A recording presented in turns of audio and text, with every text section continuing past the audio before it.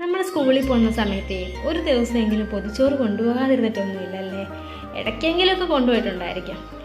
പക്ഷെ ആ പൊതിച്ചോറ് കൊണ്ടുവന്ന് ആ ഒരു ദിവസം നമ്മൾ എത്രയും പെട്ടെന്ന് ബെല്ലടിക്കണേ, ഒരു 12:30 ഒന്നായി കിട്ടിയിരുന്നെങ്കിൽ എന്ന് കൊച്ചു സമയം ഉണ്ടായിരിക്കും അല്ലേ?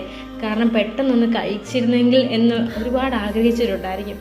ഈ പൊതി കിട്ടുന്ന സമയത്ത് വീട്ടിൽ നിന്ന് ഒരു ചോദ്യമുണ്ട്, എത്ര മീൻ വെക്കണം, ഒരെണ്ണം വെച്ചാൽ മതിയോ?